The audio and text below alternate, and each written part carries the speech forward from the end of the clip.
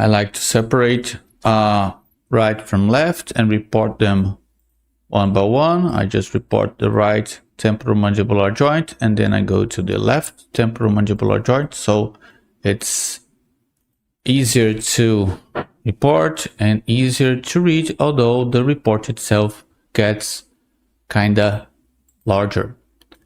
So this is a T2 useless sequence that I just can't properly image the joints, but still they've done it.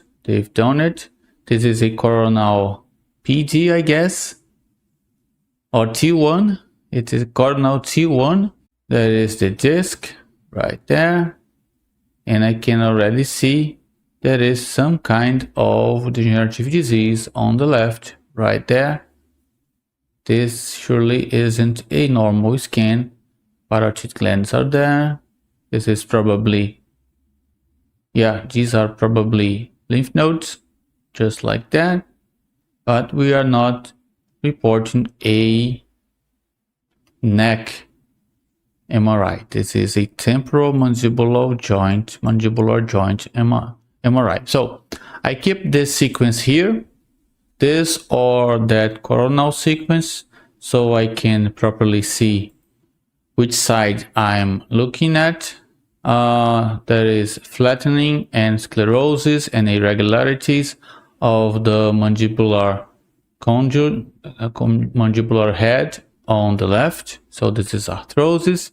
The same I can say about the mandibular fossa, and there is clearly a effusion right here that we are going to see much easier right there. Tiny effusion, and the disc is here. It's dislocated anteriorly. This is also fluid. It's folded and distorted, and it's also kinda odd looking in terms of signal intensity. So this is a arthrotic arthrosis with signs of acute disease and anterior dislocation and degenerative disease of the disc as well. It's going to be much clearer to you guys as soon as I show you the other side. The other side is normal. See, this is disease, this is normal, and the disc is right here. The disc is here. Let's go for the T2. See, the disc is here, and here is the normal disc, well positioned, and the normal head of the mandible and of the normal surface of the temporal cavity right there on the right. So we have a normal right temporomandibular joint and a arthrotic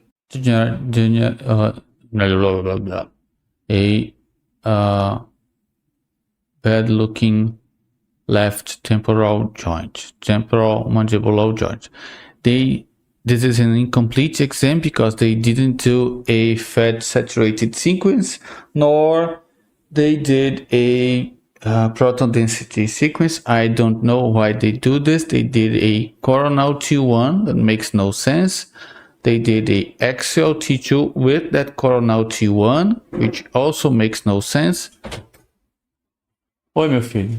São 10 para 2. Aquele lá que tava. Ele esteja desconfigurado. Tá bom. And they didn't do the necessary PD sequences, which are the best for cartilage and the correct evaluation of the disc. See, this is an open mouth sequence. The disc is properly placed and normal on the right, and there is a restricted motion of the left joint, and the disc indeed is all screwed up right there. This is a bad looking joint for sure. So right is fine. Let's go for left.